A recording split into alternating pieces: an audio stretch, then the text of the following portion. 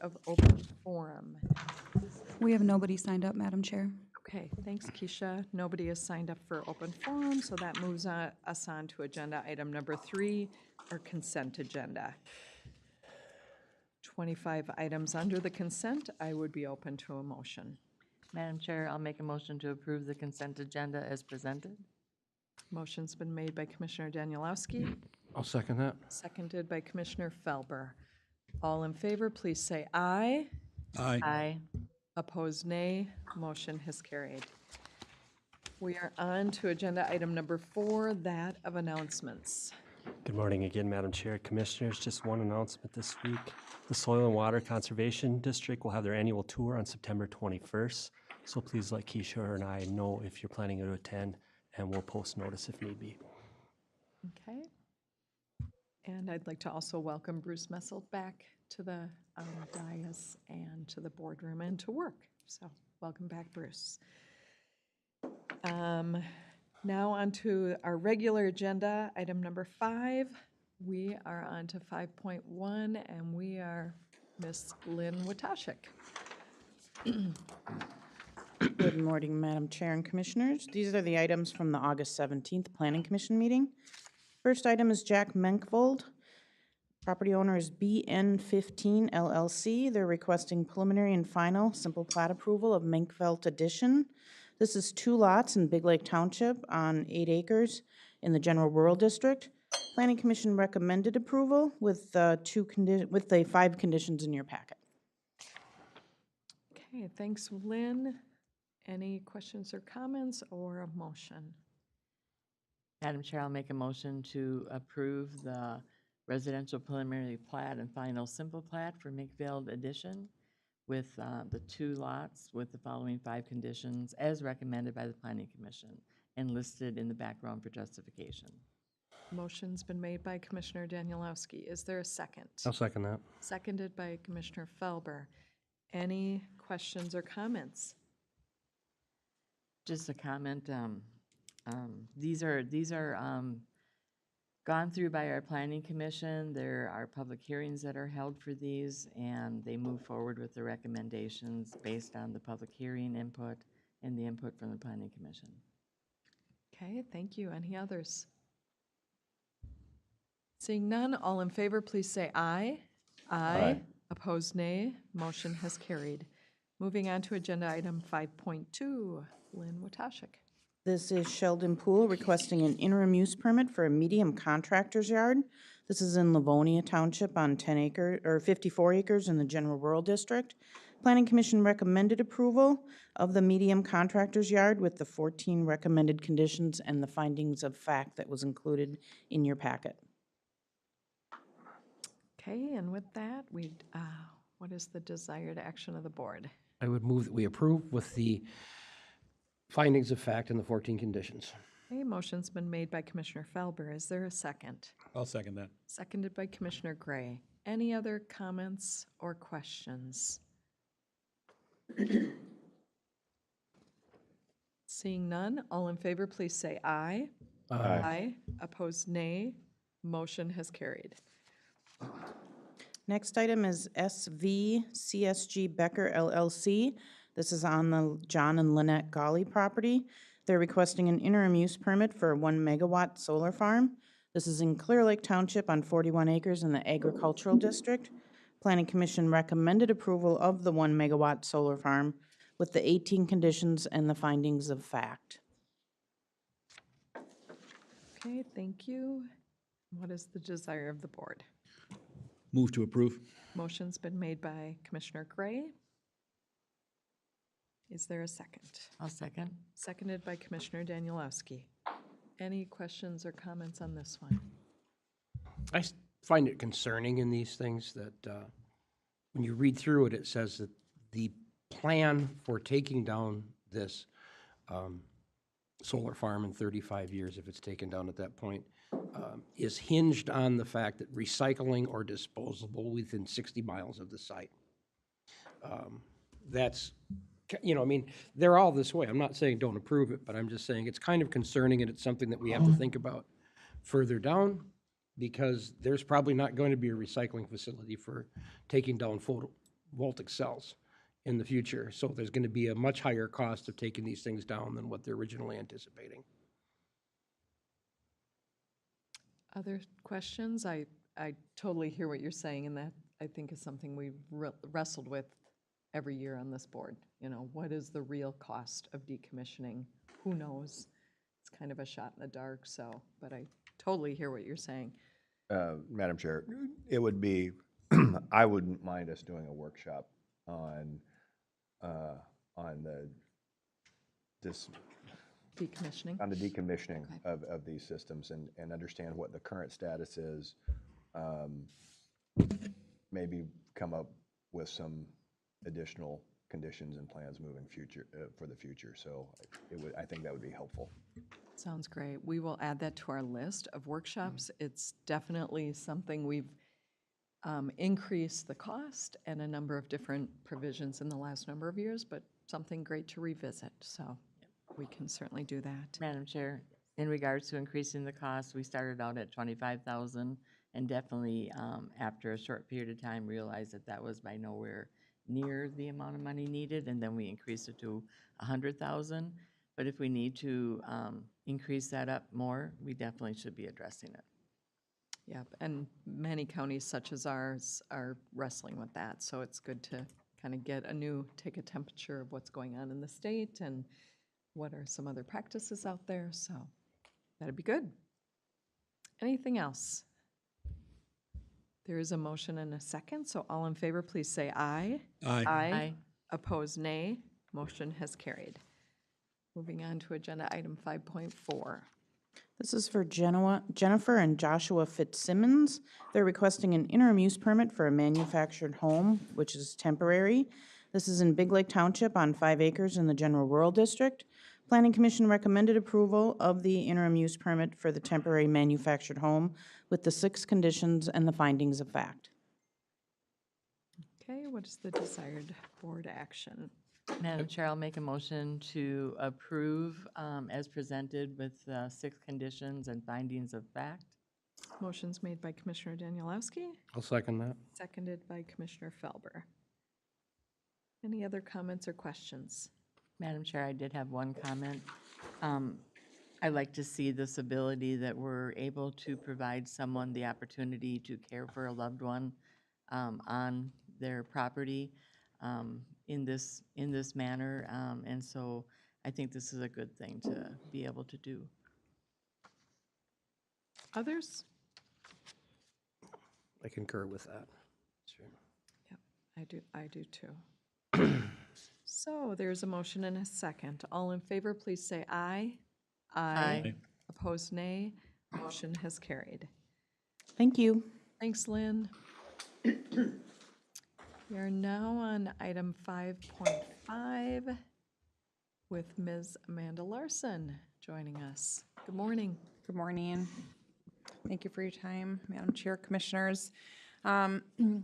Over the last several years, most notably, at least for me, over the last 2 years, Sherburne County has seen a significant change in our racial and ethnic demographics regarding the clients that we serve. As presented previously to our board, one good example is in our child protection area, where in 2015, 86% of people identified as white and Caucasian. To this day, 57% identify as white or Caucasian, so that's a third increase over the last 7 years.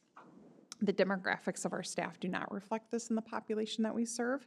And as we, as an agency, have hired more ethnic minorities, we have also found significant retention challenges due to our agency just not being prepared to retain these qualified staff. I was just at a training this last week. I also wanted to point out that as presented at that training, over the course of the next 5 years, 75% of the workforce will be either millennials or Gen Z. And the top 3 things that this age group wants is employees and organizations that care about their well-being, so that work-life balance, ethical leadership, but also they want and they're seeking organizations that support a diverse and inclusive workplace. I have absolutely seen that shift within Health and Human Services, within the staff that we've hired. I also want to recognize that the business case for this is real and very prevalent. Organizations that support employees with different lived experiences are more innovative. They work better as a team. They have increased productivity. And so for Health and Human Services, what that means is a decrease in our error rates, an increase in safety plans that are followed, an increase in placements that are avoided, which are very real costs to the county. Workplaces, including counties, recognize the importance of DEI work, and in HHS, I've sponsored trainings, much like any other organization and employees have. But I've really felt that the diversity, equity, inclusion trainings that we've hosted within Health and Human Services is almost like treading water. We're doing it just to do it. We're doing it to check the box, and there's not a real comprehensive roadmap in terms of what we're seeking to accomplish, what we're trying to do. It's kind of a training here, a training there. So being a steward of taxpayer dollars and trying to manage the increased workload within Health and Human Services, I felt a real push that I feel like we need a comprehensive roadmap. What are we trying to accomplish? What are we trying to do? What's our goal? And we don't have the resources to just be sitting in trainings that aren't effective or, again, just kind of going through the motion. So about 1 year ago, I started soliciting vendors that really to provide this comprehensive roadmap for Health and Human Services, really help prepare our agency with our inclusion strategy. So what trainings can we do, what benchmarks, and then what's our overall strategy for this? We did, through the course of last year, interviewed several consultancy services. I think with diversity, equity, inclusion in particular, we need to really be careful with who we're hiring, because we need to find somebody who's going to be a fit for Sherburne County, be a fit for our clients, be a fit for our staff, be a fit for our organization. So who can come in and meet us where we're at, and then again, really work on this comprehensive roadmap I've talked about that would make that relevant to our work. So in addition to interviewing several consultancy services, I also wanted to do this without a cost to taxpayer dollars. And so we did a process of grant writing, and so also as part of this board agenda, we're asking for acceptance of 2 primary grant awards, one from UCare and one from the Minnesota Department of Health. As presented at the August 15th workshop, I was asked to solicit comments and testimonials from county partners who have used Culture Brokers, who is the preferred vendor that we have found. And so just wanted to share those with you. So first, the one from Hennepin County. Hennepin County, back in 2019, released an RFQ, request for qualifications, for their homeless prevention work. And so again, don't want to read it, but these are verbatim words from the area manager who was in charge of that. It was a very complex project, multiple stakeholders, and then really the consultancy services through the work that Culture Brokers and Lisa Tabor had presented had really transformed the way that they did homeless prevention. So they had nothing but good things to say. Ramsey County also had used Culture Brokers, and so just got this testimonial at the last MAXA meeting. This is in their child protection system, and so really what stood out to me about this testimonial is that they were really boots on the ground with child protection workers, really going out because they wanted to understand the work, understand the barriers that Ramsey County child protection workers were facing, and then also just their flexibility. FGDM is Family Group Decision-Making Conferences, and so again, Family Group Decision-Making Conferences are a tool that we use to prevent out-of-home placement. So really using families to create their own safety plan rather than us dictating a safety plan for them. And then just wanting to make sure that our only 2 examples weren't from Hennepin and Ramsey County.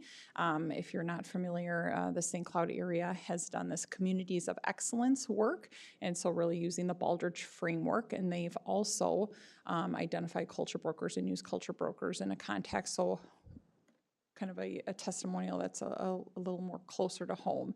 And so through this Communities of Excellence, we have also learned that Culture Brokers were selected by a national collaborative of how to incorporate DEI work into the Communities of Excellence framework.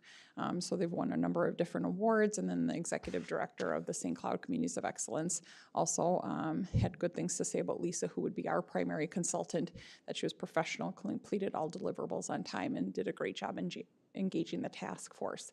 I thought that these were good representations in terms of testimonials, because you see that they have boots on the ground experience of doing the work with counties, with health and human services agencies, but then they also have a systems mindset of how to engage systems in some work. The other thing that we were asked to do is for specific measurable outcomes as related to the consultancy service. And so this was a back and forth with myself and Lisa, who's the Culture Brokers CEO. So really saying, this is what we'd like to see. And then Lisa then sent it back and say, okay, this is what the specific goals would be in mind, and then the measurement tool that we would use to track this. And so one of the expected outcomes is that really changing our agency culture to be more welcoming and inclusive, to help staff of all backgrounds and beliefs feel safe and that they belong. We've heard a lot of feedback from staff recently that if they identify in a particular minority, then they don't necessarily feel that this is a place that they feel included, that they feel welcome, and then they feel belong, which again, you'll recognize that belonging is really one of our Sherburne County prerogatives in terms of the HR, if I'm forgetting the name, I'm sorry, the HR thing that Tammy's doing, the Employer of choice? what? Employer of choice? Thank you, but it was something, sorry. So I also feel that this is probably has led to some of our retention issues with racial and cultural and sexual minorities. And so really making sure that we feel, that our employees feel that they're, as an organization, that they are, again, included. And then also equipping unit supervisors. So you'll notice that one of our last goals, we want to make sure that our unit supervisors feel that they can engage in conversations with our staff regarding different experiences and beliefs. Other one is recruiting professional and culturally competent staff that reflect the client's racial and ethnic makeup. A lot of times people say, you know, you're in Sherburne County, so really, are you able to recruit people that look different? And we are. What we're finding is that qualified applicants are coming to our door, and a lot of times we will hire. All the time, we do hire the most qualified, but when we have a variety of qualified applicants, we're finding a lot of times that those people don't necessarily look like you and I, that, you know, people are coming from different racial and ethnic makeups. And so we want to make sure that we're able to recruit, we're able to retain. And so you'll see that we have two goals, and then also a measurement tool in terms of how we're going to measure who we're retaining and who we're recruiting. And then, again, recruiting and retaining, we want to retain staff who identify as a racial, religious, sexual minority or that have a disability. And so really wanting to make sure that once we get qualified staff in our door, that we're able to retain them. And as we know, it really is a job seekers market. And so people who are looking for jobs are really able to go wherever they feel are the highest pay, wherever they'll be able to feel like they have the most work-life balance, and wherever they're able to find organizations whose values and vision align with theirs. And so we want to make sure that once we get these qualified applicants, that we're actually able to retain the qualified applicants. So that is the presentation, and so I think what is before you today is, again, acceptance of the 2 grant awards, and then also ratification of the Culture Brokers contract. Any questions? Madam Chair, Yes. just a Chair quick House. question. On the measurable goals and outcomes, what is the penalty on the contract if those goals are not reached? You'll have to excuse me, but having just reread the contract last week, it is payment within, and Kathy, do you remember? It's a 30-day payment calendar for different measurable outcomes, if I'm not mistaken. It identifies that if the work has to be satisfactory to Health and Human Services, and then payment would be made within 35 days as required by Minnesota statute. for satisfactory work completed. So are there incentives tied to the specific goals, or is it just in general, as long as the overall work is satisfactory to HHS? Incentives are not per se something that we have in contracts. What it does is it basically lays out what the phase is, and they can either be paid monthly or they can be paid by phase.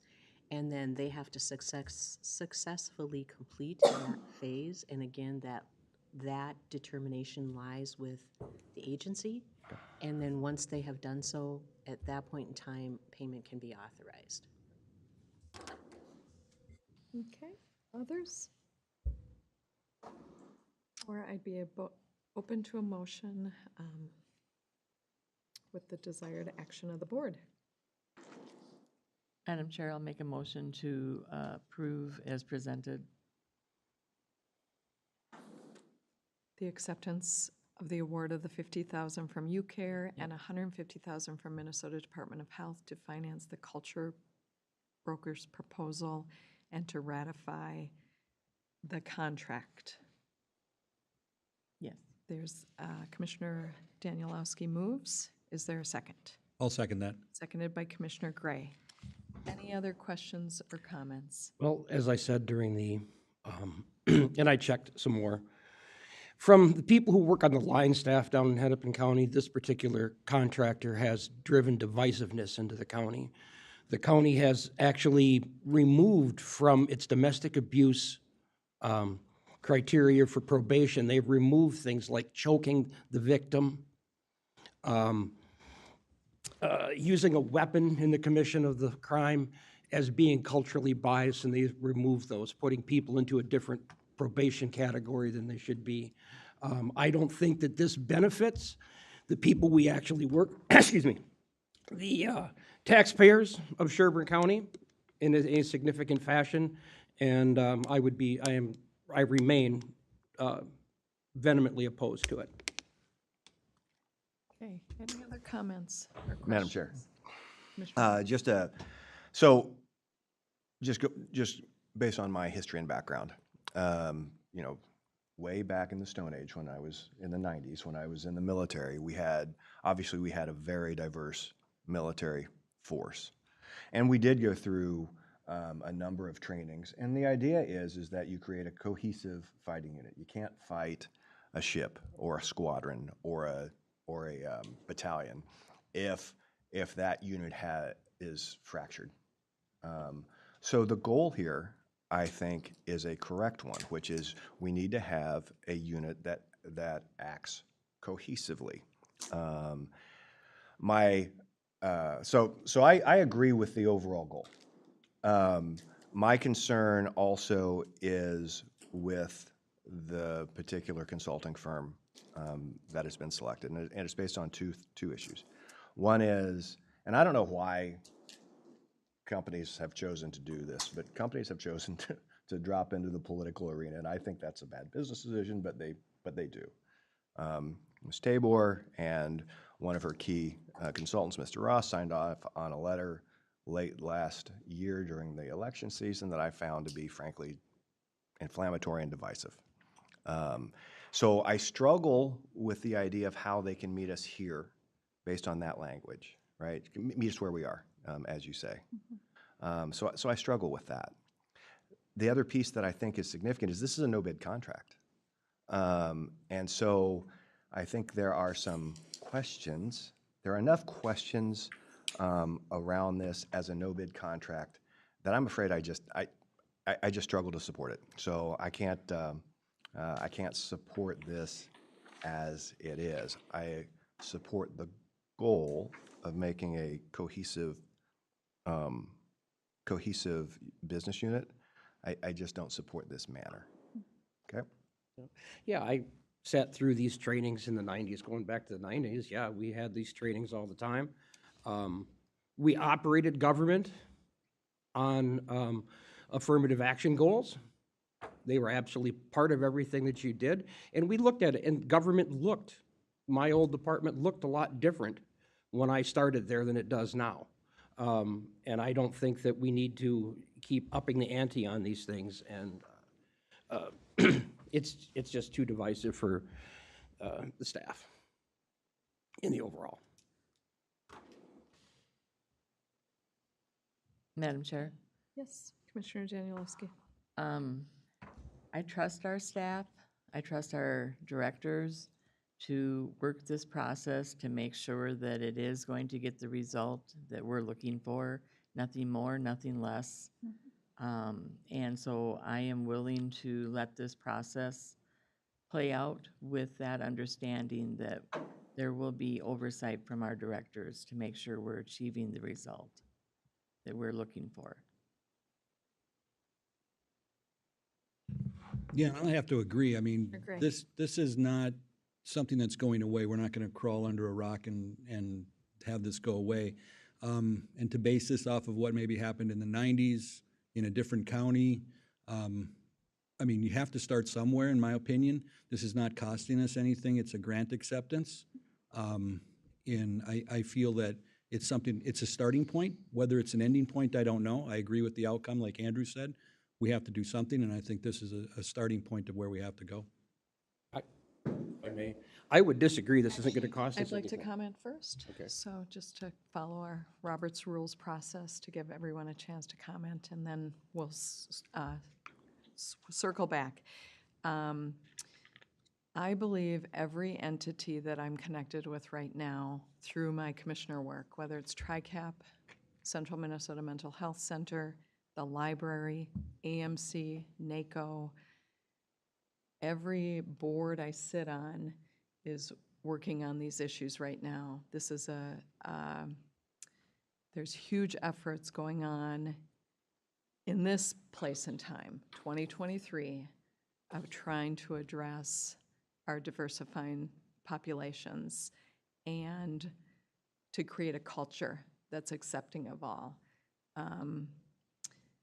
I have personal experience in my background of people who are gay. My ex-husband, many of you know him, and he would say that this is key to the work of agencies right now, accepting all people for who they are, how they present.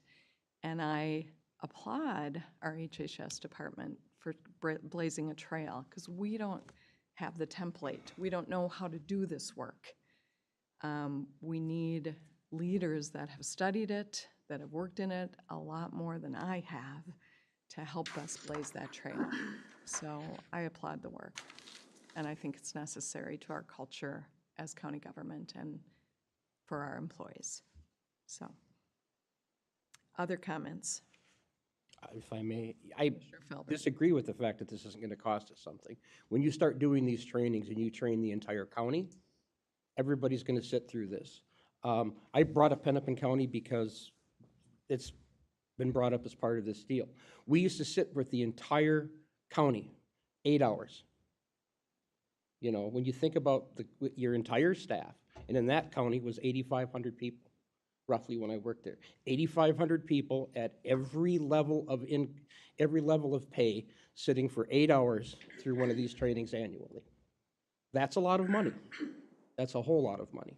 And it could be money spent for other things. It could be job hours spent on other tasks that more directly affect the constituents who put us here in the first place. That's, you know, that's where I stand on it, I guess. Other comments? Madam Chair, just not to put too fine a point on my perspective, I don't disagree with what you're trying to accomplish, right? I want to make it clear, no employee at the county or anywhere else for that matter should feel discriminated against. Discrimination, I mean, let's be clear, discrimination is illegal, right? If there's a discrimination issue, that, as I've said before, that is a discipline issue that needs to be addressed. And if we have a supervisor or a department head that's allowing that to happen, and I don't think it is, to be clear, but if hypothetically, if it was, then that needs to be addressed in that manner. That's not necessarily what you're talking about here, right? But I wanted that to be clear as well. The idea here is that you're wanting to have a cohesive workforce that's able to accomplish the mission. I agree with that 100%. My concern specifically is with a no-bid contract with this particular consultancy. That is the extent of my concern. Okay. Thank you. Other comments, questions? Administrator Messelt. Thank you, Madam Chair. Members of the board, I think it's on. Appreciate the comments. Specifically, I think there were two things that are takeaways for staff if you do move forward with this. One is we use the phrase Sherburnize. This isn't Hennepin County. This isn't Ramsey County. And I think Amanda and I will work very hard to make sure that the consultant understands that and does not approach us from a, if there's been outcomes that have been divisive in the past, we got to make sure as administrators of this contract that that doesn't happen here. So I think we do need to Sherburnize it very specifically. And if the consultant's not willing to do that, then we need to walk away. The second comment is there will be a time when training like this probably will be mandatory. We just went through sexual harassment training, which is now mandatory. But productivity is an issue, Commissioner Felber, and we do allocate a certain amount of time per year for staff training, and I think we'll be respective of that. And if this department wants to prioritize this over other training, we'll try to make sure that the productivity hours aren't inflated because of this. Thank you. Others? Madam Chair, I'll call the question. Okay, so seeing none, maybe a roll call vote with this, it seems. So Commissioner Gray, Aye. Commissioner Felber, Nay. the chair votes aye.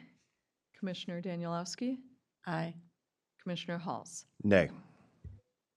Motion passes 3-2. Thank you. Thank you. Okay, moving on to agenda item 5.6, the ARPA requests.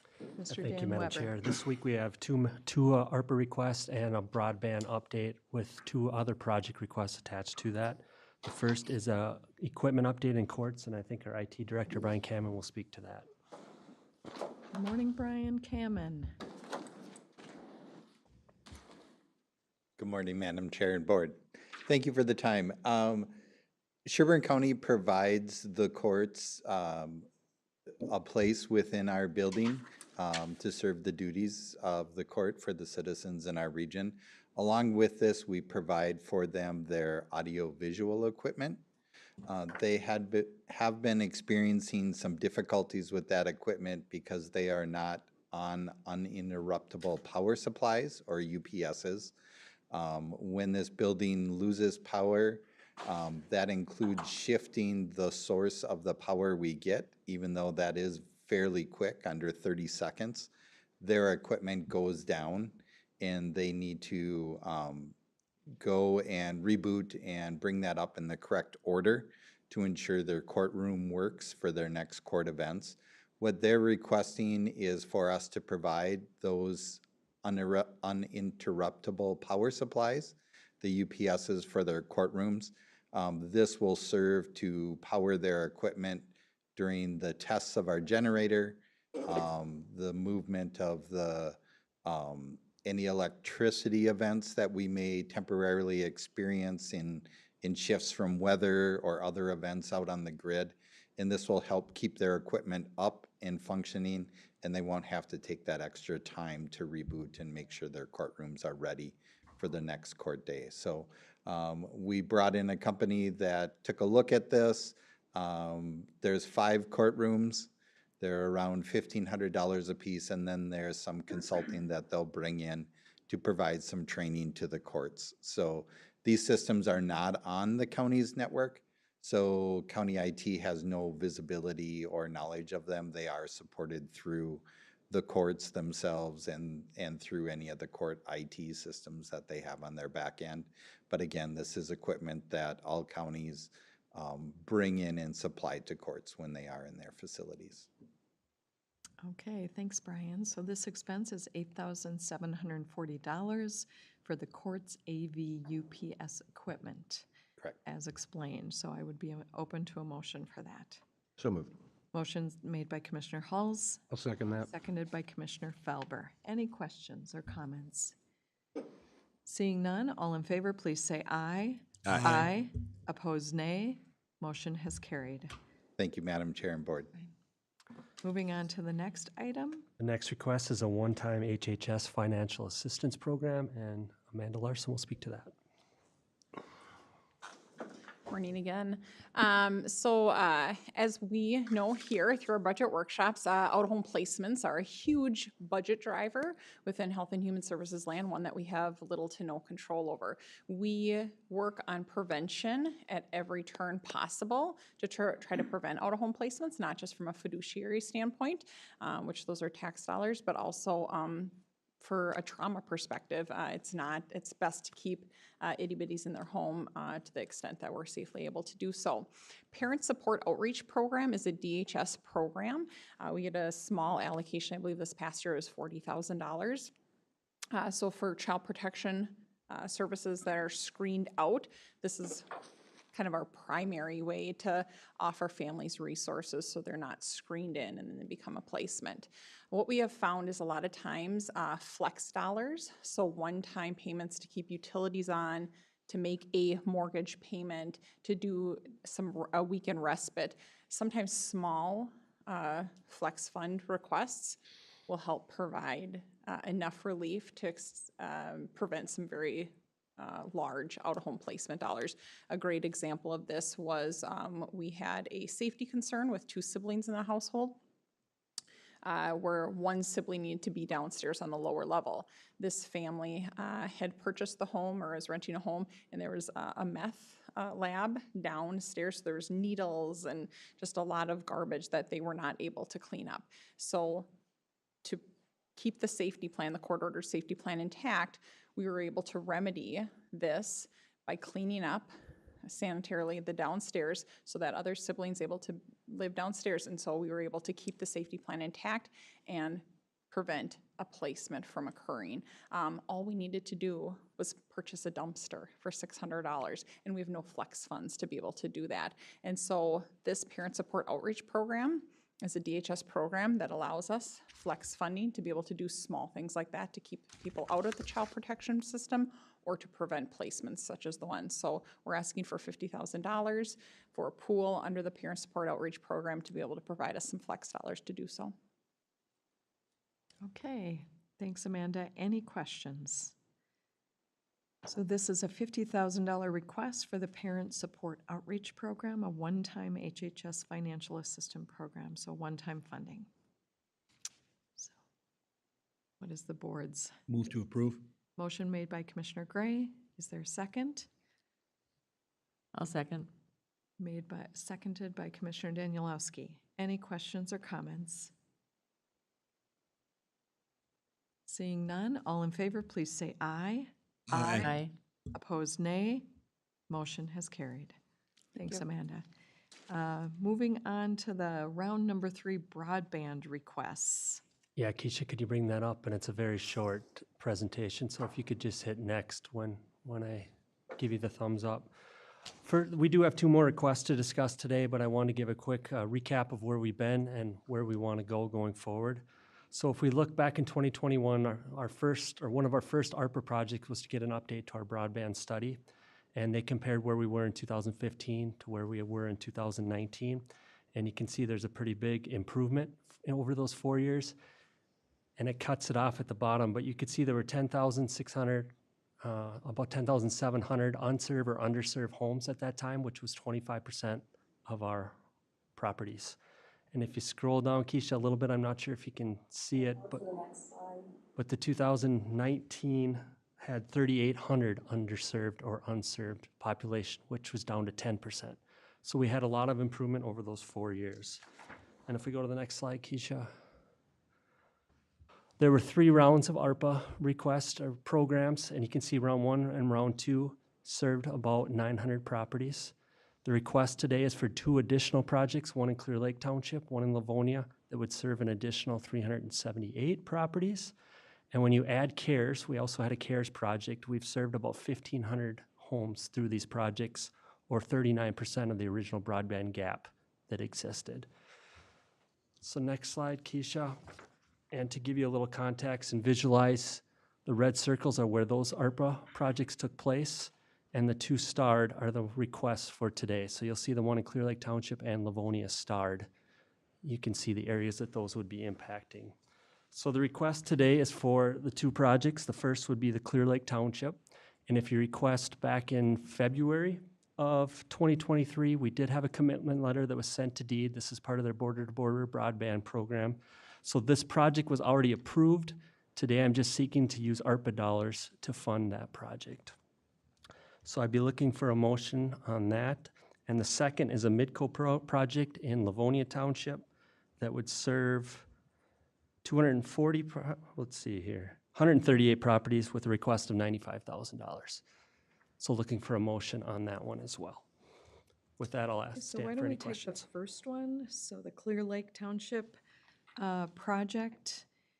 It is 240 properties, the ARPA request being $86,288.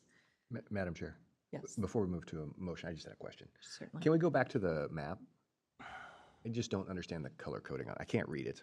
Sure. The light turquoise is served, the pink is underserved, and you can see all the projects that we've approved so far is in the pink areas, serving those unserved or underserved areas. I got it. Thank you.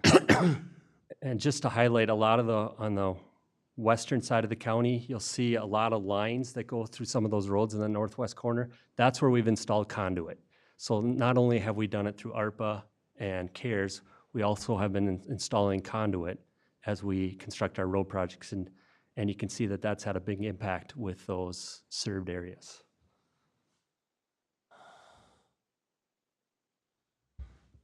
Okay, so back to that Clear Lake Township partnership. ARPA request of $86,288, serving 240 properties. What is the wish of the board? Move to approve. Motion's been made by Commissioner Gray, Second? seconded by Commissioner Halls. Any other questions or comments? Seeing none, all in favor, please say aye.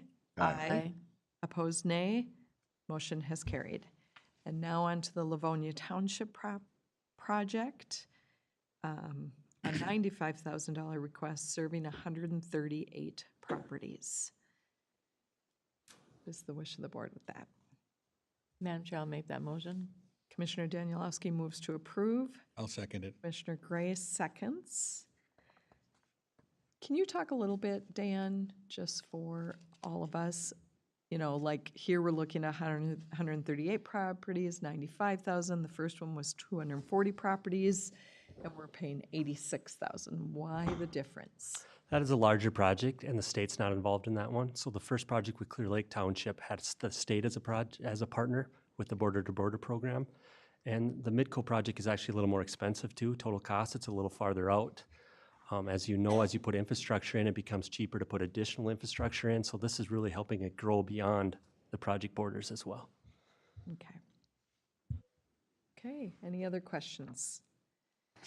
Seeing none, all in favor, please say aye. Aye. Opposed, nay. Motion has carried. Thank you. And that's it for our ARPA requests. So now, I will recess our regular meeting and open our Rail Authority meeting.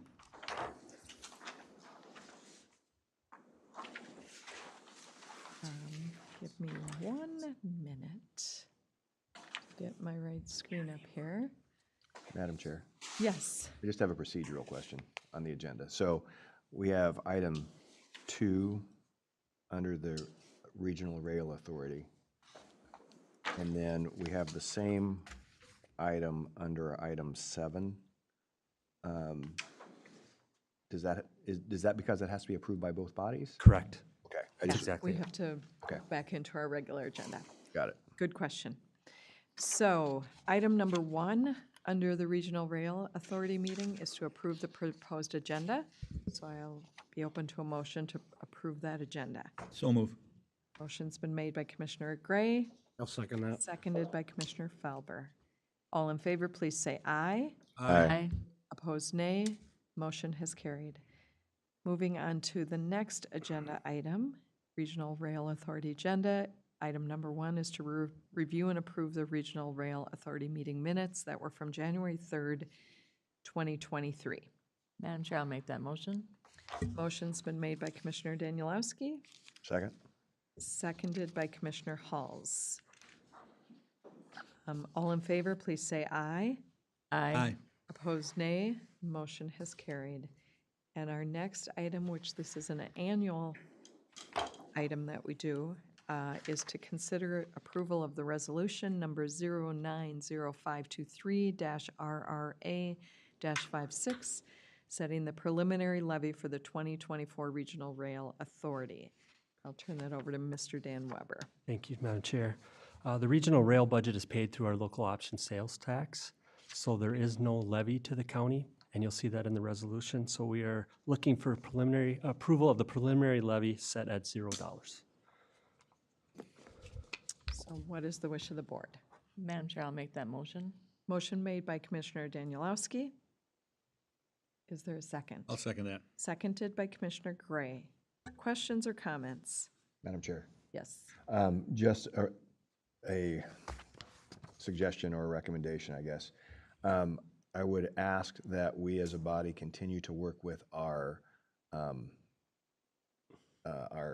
lobbying groups for the state, seeing as how we are now the last county saddled with paying for our own operating expenses. We were taken out of that legislation, which is bothersome to me.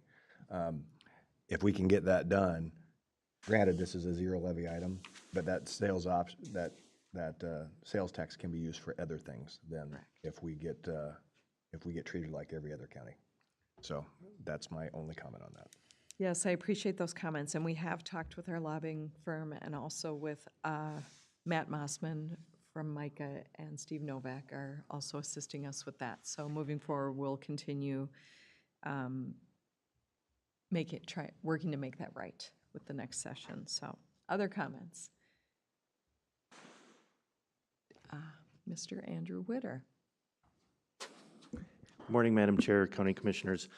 Just a point of interest to Commissioner Hull's comment there. So there was some change in legislation in the last state session. There is a discrepancy and contradiction within that legislation. So we're continuing to work with our lobbying groups to get that corrected. It does say that Sherburne County is still responsible for our portion of operation and maintenance, whereas the metro sales tax picks up everybody else's that used to pay into that. Now, that being said, the legislation also states that all agreements with municipalities between Metro Transit and the agencies in regards to North Star are canceled as of October of 2023. If we don't have an agreement with them, we potentially can't pay them.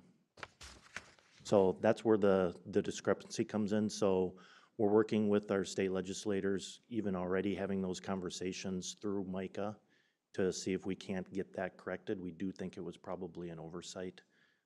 So just wanted to add that information for the board's purposes. So sounds like best case scenario is we'll figure that out by October and we won't pay anything this year off our local option sales tax, possibly. Correct. So I do have some correspondences in with Ed Petrie. For those that know Ed with Metro Transit, he is in conversation with their legal counsel currently. So we'll see what sort of response we get, and then we'll continue the discussion with the county board and the regional rail authority. Yes. So we do have a motion and a second. Any other comments or questions? Seeing none, all in favor, please say aye. Aye. Aye. Opposed, nay. Motion has carried. Okay, and with that, I will recess our regular, recess the Regional Rail Authority meeting, adjourn the Regional Rail Authority meeting, sorry, terminology is important, and reconvene our regular meeting.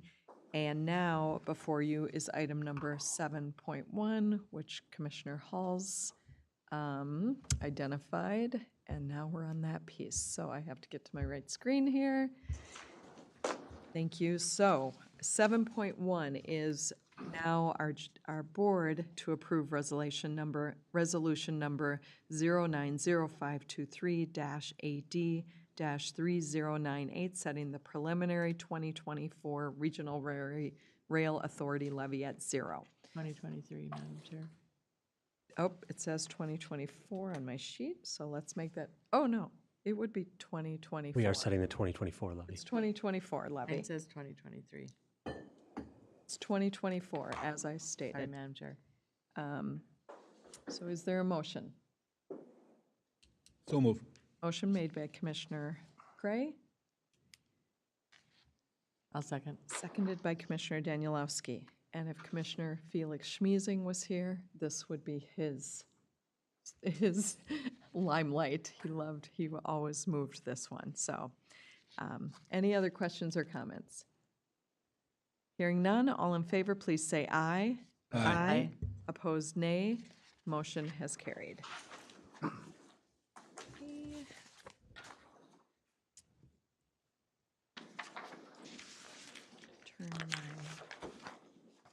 moving on to agenda item number 7.2, Ms. Tammy Bigelow. Good morning. Hey, Madam Chair, County Board of Commissioners. My first agenda item is consideration and approval of 2024 non-union compensation. The proposed compensation plan for 2024 reflects a 3.5% range adjustment. This is the same as was negotiated with our 9 collective bargaining units. The proposed compensation matrix in the 2024 pay for performance plan is the same as 2023. Okay, and this is something that we discussed extensively in our board workshop most recently. So what is the board's desired action for this? Madam Chair, I have just a couple questions. Commissioner Hall's questions. Madam Chair, should we put it on as a going to vote and then have conversation? It's okay to have conversation before a motion. Okay, Commissioner Halls. Just a question. On the pay per performance matrix, Yes. is there a requirement within the county overall to stratify that so that it falls into a bell curve, so that the majority of individuals fall in the meets expectations category? You get a tail at the top end for exceeds, and you get a tail at the bottom end for does not meet? No, sir. There is no requirement of a bell curve. Okay. Okay, other questions? Okay, the desired board action with this. Move to approve. Okay, motion's been made to approve the attached 2024 compensation plan, which includes a 3.5% range adjustment and 2024 pay for performance compensation plan for non-union employees effective January 1st, 2024. Is there a second? Madam Chair, I'll second. Motion seconded by Commissioner Danielowski. Any other questions or comments? Madam Chair, Commissioner Halls. just a suggestion. I am in favor of pay for performance programs. I think they generally work. However, not a concern, but a suggestion is most of the pay for performance systems that I'm used to do have some requirement to force a bell curve fit. And the reason behind that is that you want to stratify your top performers and reward those, and that becomes an example for people to strive for. If everybody gets, it's easy to dilute the effect if you don't force that per se. And so I think it's something to look at in the future. I don't necessarily agree with it on the bottom end. I think that can be problematic forcing people into the does not meet expectations piece. But I do think it's helpful at the top end to really force that stratification and make sure your top performers are rewarded and are differentiated from those that do it. And meet expectations isn't bad. If we meet expectations, you're doing exactly what you're supposed to do. And so sometimes there is a perception that if you're at meet expectations, then that's somehow devalued. But if you do it right, I think it's helpful to do that stratification. Just my 2 cents. Okay, others? We do have a motion and a second, so all in favor, please say aye. Aye. Opposed, nay. Motion has carried. Moving on to agenda item 7.3. This agenda item is consideration and approval of 2024 non-union county health insurance contributions. The proposed contributions, as stated in your RBA for 2024, include $919.40 for single contribution, $1,575.94 for single plus children, $1,640.48 single plus spouse, and $1,963.14 for family contribution. A portion of those contribution amounts would be placed within an HSA or HRA, depending on the plan the employee chooses. This also, we spent quite a bit of time in other sessions discussing. So what is the wish of the board? Madam Chair, I'll make a motion to approve the 2024 non-union county health insurance contributions as presented. Motion's been made by Commissioner Danielowski, I'll second that. seconded by Commissioner Gray. Questions or comments? Madam Chair. Commissioner Halls. Shocker that I was going to say something about this. Based on our previous discussions, as we've discussed, I have a challenge with this particular item, not because I disagree with the goal, just in the methodology.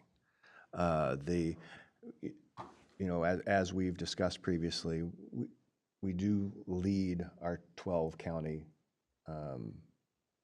consortium, or comparable counties, I'm sorry, on our single healthcare plan. We lag a bit in the family healthcare plan, in the upper section of the middle third, and I agree that needs to be addressed. My concern is just how this is being addressed, and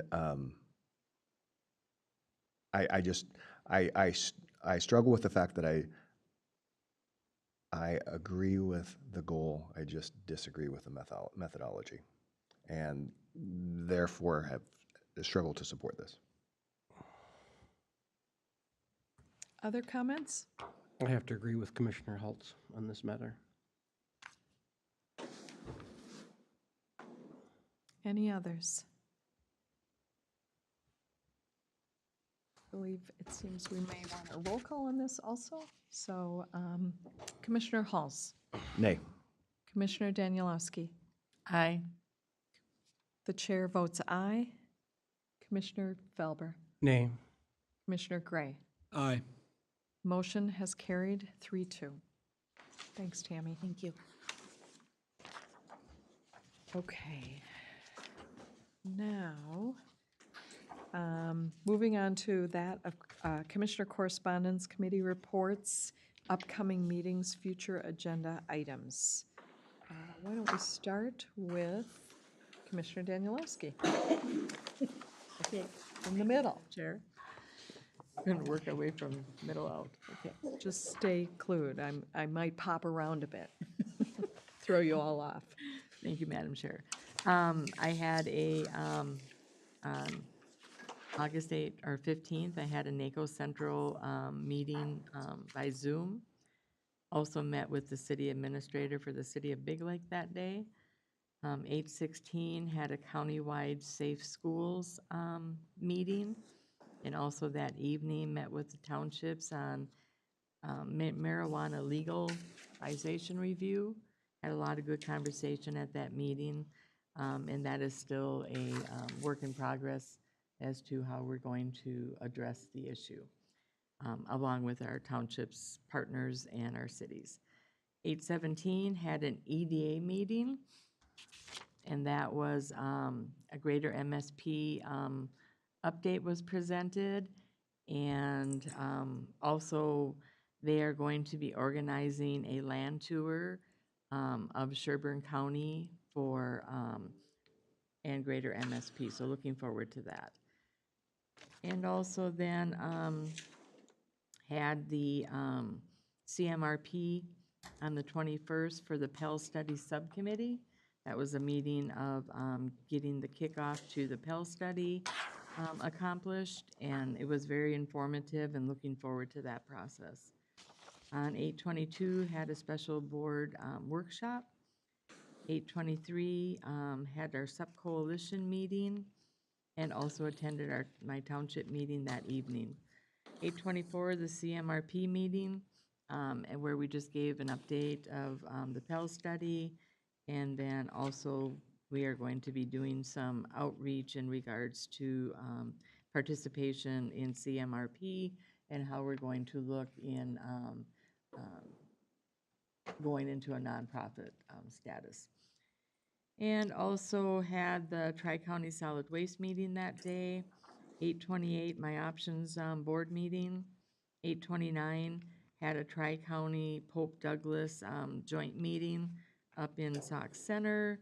Had a lot of good discussion on the contract and the percentage increase requests, and a lot of really good information on what they're dealing with at Pope Douglas in regards to, and Commissioner Felber might have some things to add to in his update, but they're really struggling. They're getting a lot of increase in construction industrial material up at the site, which adds to the cost. They can't burn any of that, so it adds to the cost to separate it out and deal with the contaminated loads.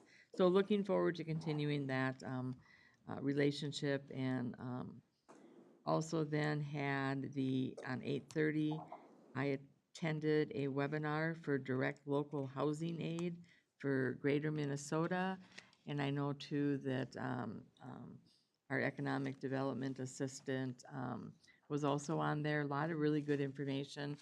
There is money floating out. It isn't a ton of money when you break it down by counties and cities, but what the state is wanting you to do is to collaborate with your cities in addressing the housing need.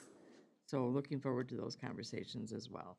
And then that was 8/31, then attended the Big Elk Lake legislative visit.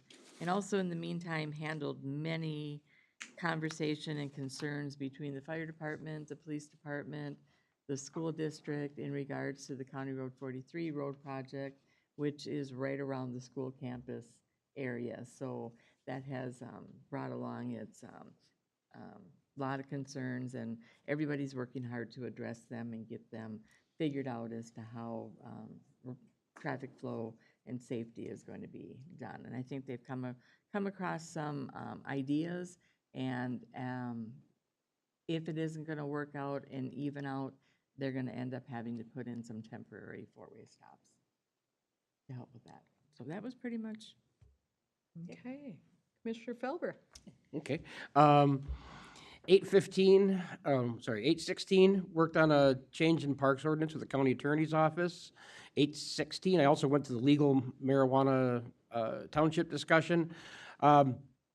You know, it is a work in progress, but it does look like the county is going to be best positioned to carry the load on regulating marijuana sales within the county. Doesn't make me happy, but that's where we're at, I think, with that. I went to, on 8/17, I went to the Princeton EDA meeting, and that was rather informative. It was a good deal to see that. 8/22, like everyone else, with the special board meeting on the comprehensive plan. It'll be interesting to see how that gets, the final form of that as it continues. Went to the Tri-County Pope Douglas meeting, and like Commissioner Danilowski said, there was a lot of the focus was on the funding and are we charging too much? But one thing that I think is important with the burner up there in Alexandria that Pope Douglas runs is that it's the only option we have where our garbage disappears. And it will continue after 2040 because they create steam energy, so it's not gonna get shut down under the energy thing. So, in the long run, I think it's very important that we figure out how to keep that working and make that work for us, despite the fact that the cost of it is going up. Let's see, in 829, I went to the Sherburne County Soil and Water Conservation District to learn more about cover crops, because I didn't understand anything about cover crops and how they're being used right now. It was a very informative meeting, and I got a lot out of that. And then, obviously, we went to the the Elk Lake Park legislative meeting. It makes me very happy to see what's going on out there, and we spent a lot of time getting input from our indigenous partners in that in that project, which is really important. That's it. How about Gary? Oh, I get to go in the middle. August 16th, I attended the countywide Safe Schools meeting. All of the districts were included. I was a little disappointed that District 742 in St. Cloud wasn't there. That will be addressed, I think, in the future. I will have a conversation with them. The big Elk Lake Park meeting I attended, planning and zoning and all of those things we went through today at the board meeting. I attended the Haven Township Board meeting. They had a couple of concerns that I had staff addressed and got those answered for them. Our special board workshop on the 22nd. The ISD 728 community partners meeting. I was out of my wheelhouse. I'm from St. Cloud, 742, so this was 728. It was a little different for me, but great to meet all the people that were there. Good meeting. Same day, retired seniors volunteer luncheon was great. Got to visit with some of the volunteers that we all qualified for, and even Andrew found out he qualifies for this. So You said I qualify. you qualify. We Yeah. all took pamphlets. We all took pamphlets, yes. Volunteer. The public health meeting had with Lisa and luncheon with Deanna and Michelle from Public Health. Minnesota Department of Public Health was a good luncheon, got educated on a few things that we're trying to move forward on. The Health and Wellness Committee had their leisure pets thing. This was great. I didn't realize the diversity of the pets within the public of the employees of Sherburne County. Snakes, iguanas, cows, here cats and dogs. The winner was a large cat, very large cat, laying on its back with a TV remote in its paw. So, great meeting, but that was a lot of fun. Attended the NACO Agricultural Rural Affairs meeting by Zoom. Just a couple of highlights there. They're working on the Farm Bill. The Farm Bill is currently set at, right now, at $1.5 trillion. $1.2 trillion of that is SNAP programs and social programs, not actually, when it's called the Farm Bill, there's a lot else going into that Farm Bill that are encompassed in that, and the vast majority of it, 1.2 trillion of that, is non-farm related, in a way, but not actually going to the farming community. Did the big Elk Lake Park legislative visit, which I thought was great again. Also attended the St. Cloud Airport Board meeting. They're very stable. It was a 35-minute meeting. They're building a new hangar, and they had one of their busiest months in July. Contributed in not to commercial traffic, but private traffic coming in. They've got a lot of corporate jets that are parked there that are coming and going on a regular basis. So, good meeting there. Then I had multiple calls with constituent issues over the last 3 weeks, so that was a lot of fun. Some good, some bad, but all addressed real well. So, that's me. Okay, Andrew. So once again, on August 17th, attended the Economic Development Authority meeting. And once again, you know, the two biggest issues we have from an economic development standpoint are housing and childcare. And both of those are challenging issues. I've done a lot of research recently on housing and workforce housing and those sort of things. And I think we're going to have to be creative to figure that out. But if we do it right, we can hopefully attract additional businesses. And especially with the changing demographics, you know, so many work from home opportunities in addition to traditional brick and mortar type systems. On August 22nd, attended the Lake Orono Lake Improvement District meeting. For those of you that don't know what a lake improvement district is, it's a quasi-government organization, public-private partnerships that we have throughout the county. And those systems seem to work quite well, and they fit in nicely with our watershed organizations. Attended the ISD 728 Partners meeting. Big discussion there was around SROs.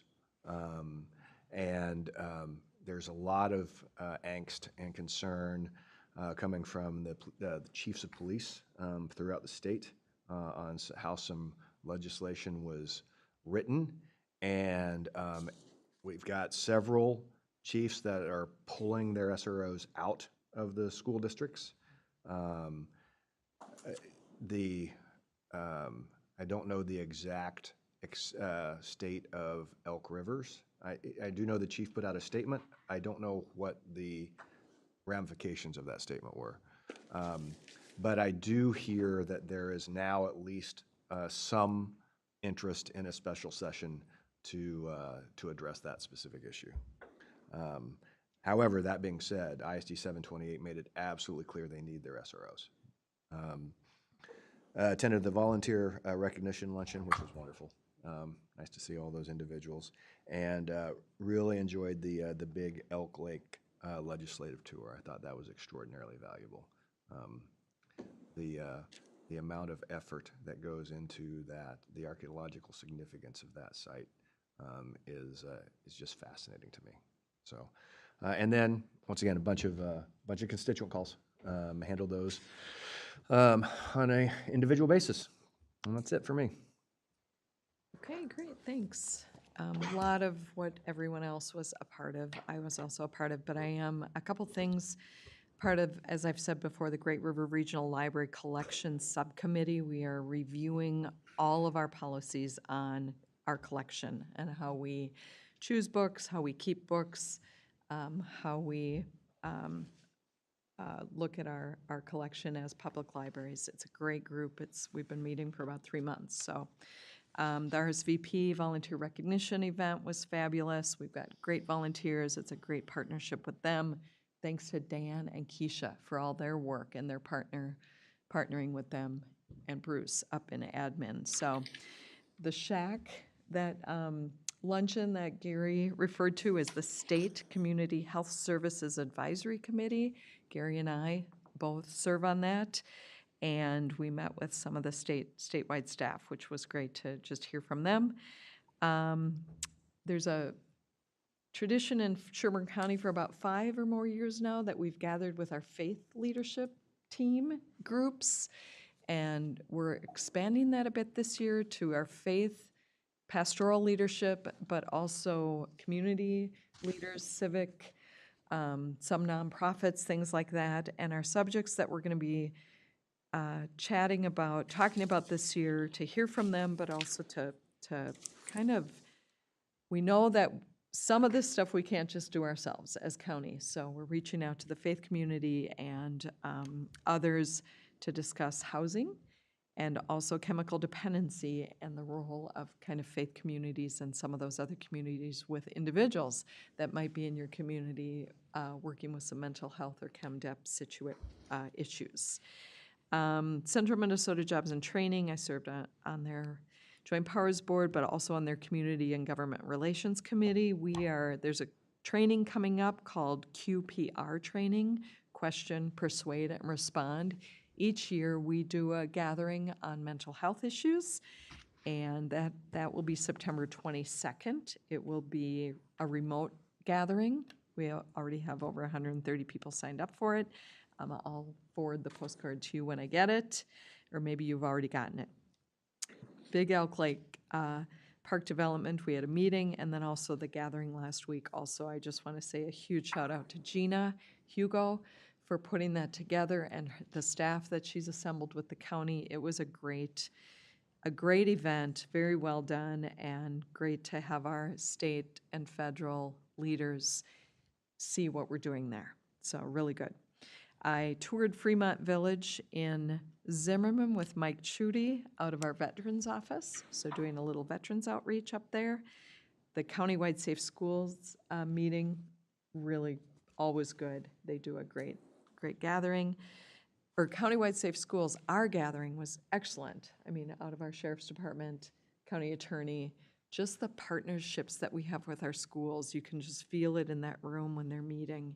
So really great stuff. I had an AMZ board retreat, a TRICAT meeting. We've started our new executive director search, our special board meeting that we're all with, and then as everyone, many calls and emails for constituent concerns. And someone reminded me that they paid my salary 24/7, and they expected me to be on all Labor Day weekend. So, just a little side note. And I was checking my phone and my email. I thought that was interesting.